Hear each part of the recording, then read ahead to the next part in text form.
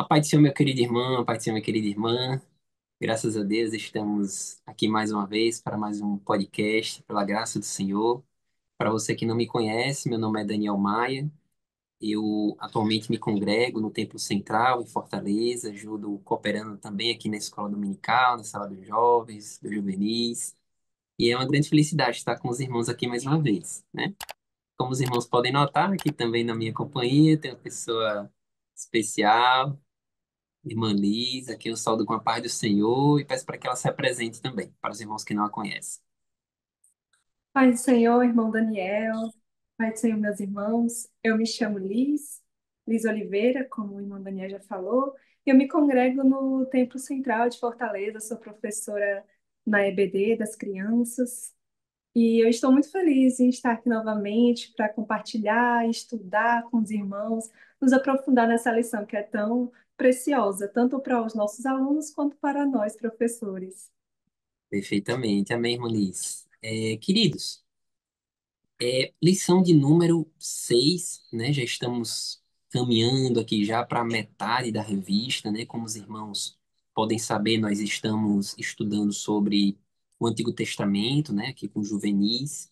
E desta feita, a lição de número 6 traz como tema o tempo dos juízes, né? Como os irmãos podem ver, ao mesmo tempo que a gente está estudando o Antigo Testamento, aliás, a gente está estudando também na ordem meio que cronológica, né? E aqui nós chegamos finalmente no tempo dos juízes.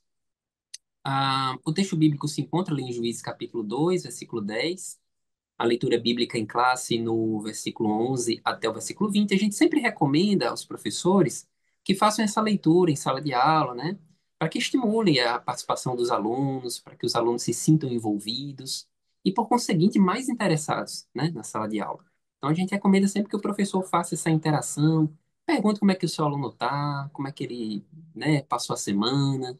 É sempre importante o professor fazer essa interação inicial, né, para criar laços com o aluno, tá certo?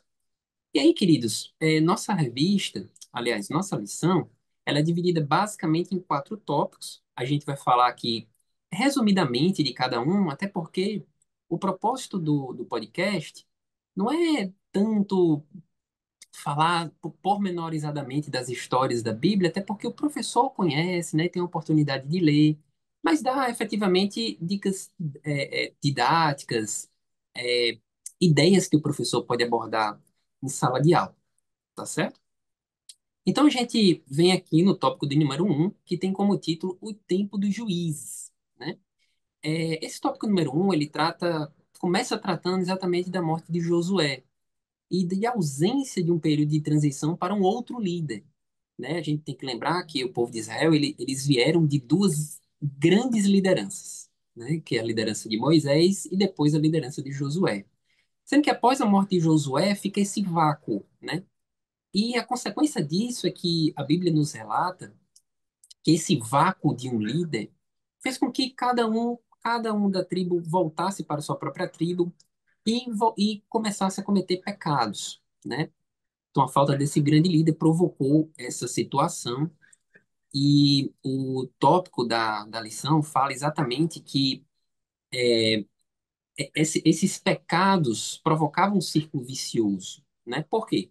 Porque os israelitas pecavam, Deus mandava inimigos para admoestar o povo se voltava para Deus, Deus dava o livramento e depois o povo novamente pecava. E isso durante tempos em tempos, né? Para quem lê o livro de Juízes, quem lê o livro de Juízes, inclusive, é importante que o professor faça essa leitura, vai perceber isso, esse ciclo vicioso, né? Que acaba que é um ciclo vicioso na vida de muitos crentes, né?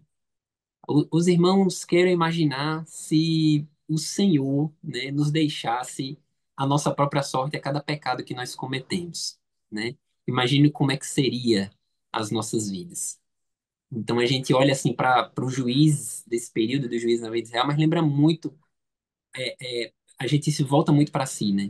Imagina quantas vezes o Senhor nos perdoou, quantas vezes o Senhor nos deu uma segunda chance, a gente volta a pecar e o Senhor nos perdoa novamente, né? Então, isso também mostra o retrato da realidade do crente, não é verdade? Professora Alice, tem algum comentário sobre esse tópico número um? Irmão Daniel, os comentários que você fez agora foram muito bem colocados e me fez lembrar, refletir um pouco sobre aquela passagem lá do livro de Lamentações, que diz que as misericórdias do Senhor se renovam a cada manhã. E é muito importante para nós refletirmos sobre isso e saber que assim como Deus agiu naquele tempo, na vida do povo, perdoando, mesmo com aquela desobediência contínua, Deus continua o mesmo. Ele faz isso ainda, ainda nos perdoa, tem uma misericórdia nova todos os dias para a nossa vida. Amém, glória a Deus.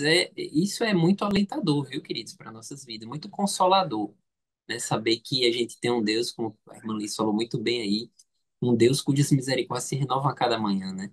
Quer dizer, não importa o pecado do dia, mas quando a gente amanhece de novo, ela se renovou, né? Isso é muito alentador, isso é muito gratificante. É importante que a gente fale isso para o aluno. A gente não sabe muitas vezes o que é que o aluno está passando. Às vezes o aluno está lutando ali contra um pecado, está lutando ali contra uma situação difícil que ele não consegue se desvencilhar. Então essa palavra é muito importante para ele, né? É uma palavra de Deus para a vida dele, de que Deus não desiste, né? E que ele também não deve desistir, né? A gente serve a um Deus amoroso, a gente serve a um Deus perdoador. Isso é um conforto muito grande para nós, tá certo? Então, queridos, basicamente, esse é o tópico do número um. E os três tópicos seguintes vão tratar principalmente de três juízes. Sabemos, antes de a gente entrar no tópico número dois, que Israel foi governado por vários juízes, tá certo? Então, a lição aqui, ela só fez um recorte de três, mas sobrando tempo, tendo viabilidade, o professor pode abordar outros juízes, certo? A lição resolveu falar sobre Gideão, Sansão e Samuel. Mas é possível, por exemplo, falar sobre a juíza Débora, que foi importantíssima no contexto da libertação do povo, Jefté, Otiniel, que foi o primeiro dos juízes, enfim, né? Havendo tempo, o professor pode também fazer essa abordagem. Ou até fazer um trabalho em sala, né?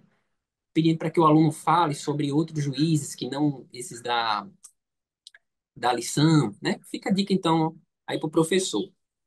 Então, rapidamente, queridos, a gente vai falar aqui sobre esses outros juízes. Nós temos o caso de Gideão, né? Gideão é, foi levantado ali no contexto de guerra entre os midianitas, entre os amalequitas, com o povo de Israel. Ele também é muito conhecido por aquela prova que ele fez com Deus, né? Deus, ele, na hora que foi chamar Gideão, Gideão estava trabalhando com o trigo, né? E o comentarista aborda isso, e é verdade que Deus se agradou dessa posição dele, de proatividade, né, de estar ali tentando ajudar os irmãos num contexto de muita dificuldade, os membros da sua tribo.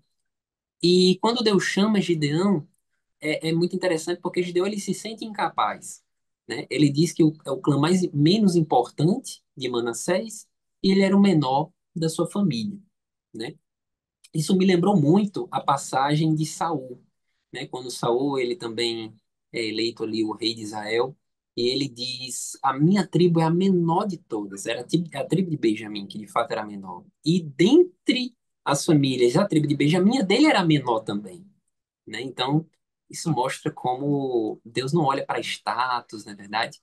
Deus não olha para a sua condição econômica, Deus não olha para a sua capacidade intelectual, porque o Deus que chama é o Deus que capacita, né? É muito importante falar isso para o seu aluno, tá certo? Professora Alice, tem algum comentário para fazer sobre tópico número 2? A história de Gideão, ela é muito emblemática, né, irmão Daniel? Porque ela nos faz perceber que muitas vezes Deus tira aquilo que nós julgamos essencial para nós, as nossas armas, para que a sua glória seja manifestada na nossa vida. Quando Deus reduz o exército de Gideão, ele está deixando claro que a vitória é dele e que nós não temos poder, nós não temos capacidade sem Deus, sem estarmos na dependência dele. Amém, glória. É muito interessante essa passagem que a irmã Alice falou a respeito dos 300, né? Muito conhecido, os 300 de Gideão. O exército começa ali com 32 mil, depois cai para 22, depois só sobra 300 com as sucessivas provas que Deus vai fazendo, né? E isso me lembra muito aquele versículo que diz que o cavalo se prepara para a guerra, mas do Senhor é a vitória, né? Então, e Deus não dá a glória dele para ninguém. Então é muito importante falar isso para o aluno também, né? Que a gente deve fazer a nossa parte. Isso dá uma mensagem muito boa, né, para o adolescente. A gente deve fazer nossa parte, a gente deve se esforçar, mas nunca esqueçamos que a vitória é do Senhor, né? Paulo, quando ele vai falar ali no contexto da implantação das igrejas, ele vai dizer: eu plantei, Apolo regou, mas o Senhor quem deu o crescimento, né? Então, a gente tem que sempre lembrar disso. A glória do Senhor, ele não dá a ninguém. E em alguns momentos a mão do Senhor fica até um pouco difícil da gente enxergar e outras vezes fica mais visível, como por exemplo nesse caso de Gideão, né? Que era visível como é que um exército com 300 pessoas vence um exército muito superior dos inimigos. Em outros contextos, a gente vê mais dificilmente a mão do Senhor, mas não quer dizer que a mão do Senhor não esteja lá, né? Então, a gente sempre deve ter isso em mente e ensinar isso para o nosso aluno, que nós somos absolutamente dependentes do Senhor em todas as coisas, nos nossos projetos, nos nossos planos. A gente sempre tem que deixar nas mãos do Senhor e deixar que Ele faça, sem, obviamente, descurar da nossa parte, não é verdade? Então, queridos, esse é basicamente o tópico de número 2, tá certo? O professor aqui, lembrando, pode fazer uma ilustração, contando mais pormenorizadamente sobre a vida de Gideão. Tem muitos aspectos interessantes aqui sobre a vida dele, a prova que ele fez com o Senhor, enfim. Então, o professor, tendo tempo, pode dar uma aprofundada maior, tá certo? Queridos, então, dando seguimento, nós temos tópico do número 3, Sansão. Sansão talvez seja um dos juízes mais lembrados, mais emblemáticos, né?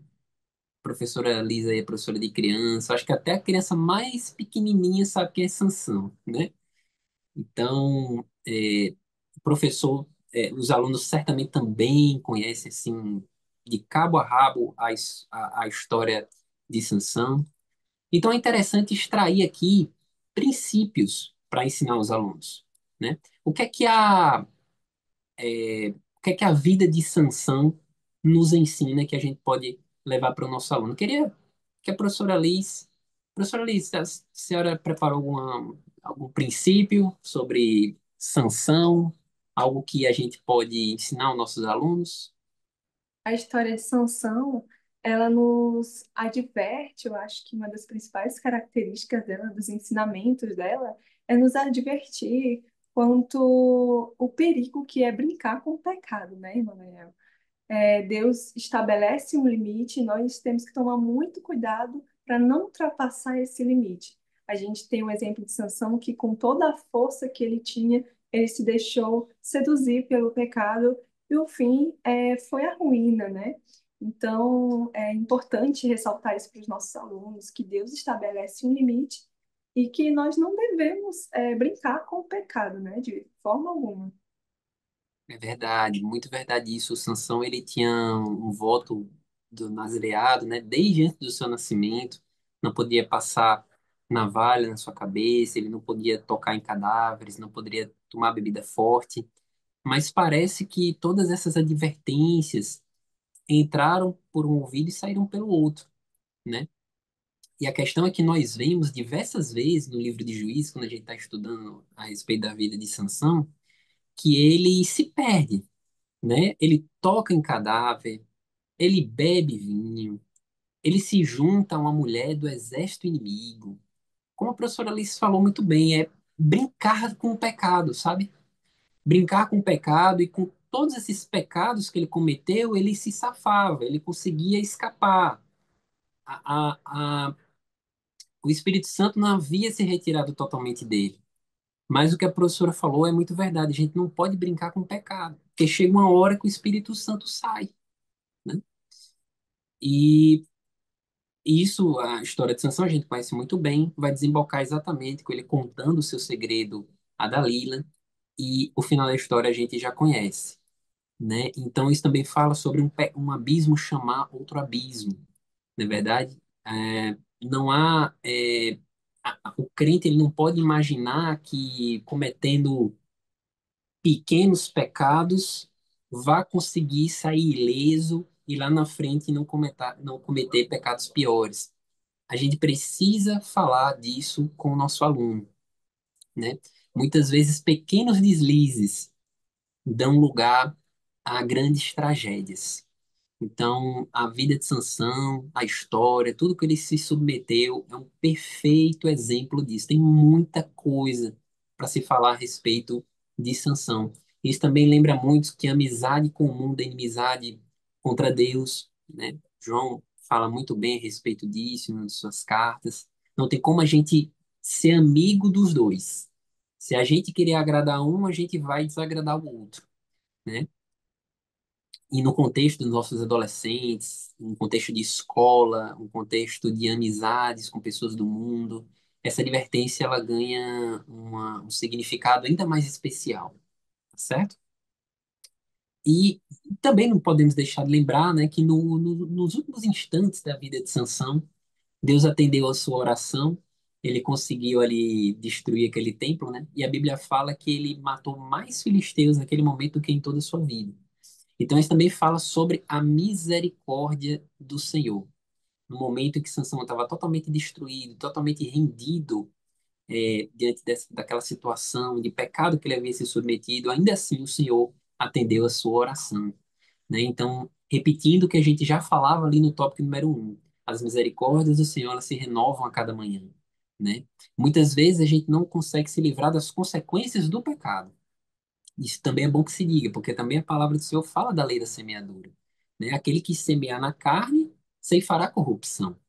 Isso é inevitável. Então, precisamos dar essa abordagem para nosso adolescente, tá certo? Então, basicamente, queridos, esse é o tópico de número 3. A gente até faz uma recomendação aqui, né, que o comentarista fala muito, muito bem, que tem um livro editado pela CPAD que é sobre o Enigma de Sansão, né? Um livro não cheguei a ler, mas pela sinopse eu dei uma folheada no sumário também. Parece ser um livro muito, muito interessante. Então acho que vale a pena para o professor que quiser se aprofundar, para o professor que quiser ter mais elementos para a sala de aula, é, vale a pena usar, tá certo? Então, queridos, tópico de número 4. O tópico número 4 vai falar sobre Samuel, né? Talvez em termos assim de importância, talvez ele tenha sido o mais importante de fato. Porque Samuel não era apenas um juiz, ele também era profeta, também era sacerdote, né? E o contexto que envolve ali o nascimento e o crescimento de Samuel é muito especial, né? Aquele momento em que Ana duelava com Penina, Ana faz aquele voto, e o Senhor atende ao desejo de Ana, né? Dá Samuel cresce ali aos pés de Eli, e o Senhor chama ele, né? Ele ainda não sabe distinguir a voz do Senhor, mas o Senhor desde cedo está falando com ele ali. E a história dele, todos já sabem também, é uma história magnífica, é uma história que tem grandes lições a trazer até nós. Inclusive, foi ele que fez a transição do período dos juízes para o período da monarquia, que vão ser estudados, a monarquia vai ser estudada nas próximas lições, né? Foi ele que consagrou Saul, né? Ele que advertiu o povo de Israel a respeito das consequências de se ter uma monarquia, né? Então ele foi responsável por esse período de transição, foi uma pessoa muito importante. E também não podemos deixar de lembrar, ungiu Davi também, né? Naquele episódio bastante especial que todos nós temos na memória desde muito pequenos, não é verdade? Eu acho muito lindo, irmão Daniel, que o chamado de Samuel, ele nos mostra que Deus não estabelece barreiras de idade para iniciar um ministério, né? É muito importante ressaltar isso para os nossos alunos, como é um público mais jovem, geralmente nessa idade eles sentem muitas dúvidas, muitas inseguranças, Então é muito importante ressaltar para os nossos alunos que Deus ele pode usar as pessoas jovens para atender o chamado dele. Samuel foi um dos grandes nomes da Bíblia, né? Ele iniciou seu ministério muito jovem, então nós podemos dar esses exemplos, exemplos como este, para que os nossos alunos possam se inspirar, né? E através disso permitir que Deus trabalhe através da vida deles. É verdade, isso foi muito bem lembrado, porque muitas pessoas têm na cabeça a ideia de que, quando eu tiver 20 e poucos anos, aí eu entro para o ministério.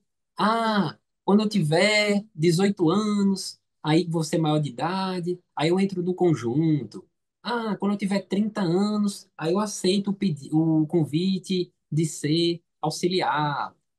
Então assim, existe aquela ideia, né, sempre de, não estou preparado ainda, né? Eu sou muito novo. E Samuel mostra, assim, é um exemplo belíssimo de que, de fato, como a professora Alice falou muito bem, o chamado de Deus, ele não tem idade, né? Isso também nos mostra que todos são importantes aos olhos do Senhor. E Deus trata com cada um de uma maneira diferente. Não é porque o irmão foi chamado para o ministério com 20 anos que o outro com 30 vai estar preparado para isso, né? Então Deus trata a cada um no varejo e não no atacado, né? Deus ele trata cada um na sua individualidade. Deus conhece a estrutura de cada pessoa, por isso que isso também fala de um tema da comparação, né? Adolescentes gostam muito de se comparar uns aos outros. Isso acaba causando até uma certa tristeza, porque eles não conseguem atingir aquele ideal, aquele tipo de comportamento que ele se espelha. Então, a gente também pode trazer isso para a sala de aula, esse tema da comparação, o tema da individualidade, o tema de a gente atender ao chamado do Senhor quando Ele nos chama, né? E não sentirmos incapazes, porque afinal de contas, todos nós somos incapazes de fato, mas a nossa capacidade vem do Senhor, né? Então, são aspectos muito interessantes que a gente pode abordar isso na sala de aula. Uma consequência disso, de que não existe idade, né, para o chamado do Senhor, é uma observação que está aqui no final da nossa lição, no tópicozinho chamado Conheça seus alunos, né? Eu achei muito interessante porque o comentarista, ele diz que muitos adultos desdenham, né, dos jovens, dos adolescentes, né, acabam julgando eles como imaturos, e isso acaba ocasionando um distanciamento, né? Eles acabam se sentindo menores. Então, que a professora não tenha uma atitude dessa, né? Valorize o seu aluno, escute-o, faça perguntas. Quando ele estiver falando, escute-o atentamente. Decore o nome dos seus alunos, isso é muito importante. Né? Um certo autor disse que o nome mais doce que nós poderíamos escutar é o nosso próprio nome. Então, decore o nome dos seus alunos. Muitas vezes não é fácil, mas anote ali, tire uma foto, e você vai ver, professor, professora, que a sua relação com o seu aluno vai mudar a partir do momento que você tratar o seu aluno de uma maneira muito especial, tá certo? Então, queridos, basicamente esse é o resumo, né, que a gente trouxe até aqui. Para concluir, gostaria de trazer aqui as palavras do comentarista, né, que ele alerta, achei bem interessante, essa questão de que o povo pecava sempre que estava em momentos de tranquilidade, né? Muita gente pensa que os momentos de adversidade na vida do crente são os momentos de maiores perigos, mas biblicamente falando, a situação é oposta, né? Biblicamente falando, a gente vê que os momentos de maior perigo na vida do crente são os momentos de tranquilidade, né? O grande pecado que Davi cometeu na sua vida, ele cometeu no momento de tranquilidade, né? Os juízes aqui caíram, perdão, o povo de Israel no período de juízes caía muito por conta dos períodos de tranquilidade. Então, que a gente esteja sempre alerta, né? Que a gente esteja sempre de olhos atentos para esse tipo de situação. Não vacilemos, nem nos momentos de dificuldade, nem nos momentos de tranquilidade, certo? Então, basicamente, essas são minhas palavras conclusivas. Queria passar também para a professora Liz dar o seu fechamento. Amém, irmão Daniel. Que os professores possam se dedicar a essa lição tão grandiosa, tão preciosa, e que ela venha servir de ensinamento, de exemplos, que a gente possa demonstrar esses grandes exemplos de como Deus trabalha na vida dos seus servos, através de pessoas que pecam, através de pessoas que têm falhas, mas Deus continua renovando as suas misericórdias todos os dias. Então, irmão Daniel, a paz do Senhor, meus irmãos. Amém, glória a Deus. Pai do Senhor, queridos, muito obrigado por ter ficado até aqui conosco. Desejamos que você faça uma boa aula, ore a Deus, peça a direção do Espírito Santo para você montar. Sabemos que o tempo é limitado, mas peça esse direcionamento especial. E desejamos para você um ótimo domingo. Agradeço mais uma vez a professora Liz, né, que em meio a tantas ocupações ali, ela conseguiu aceitar o convite, né? E desde já agradecemos a você, meu querido ouvinte, meu querido telespectador que esteve aqui conosco. Esperamos estar juntos novamente até o próximo podcast. Deus abençoe, fique na paz do Senhor. Até mais.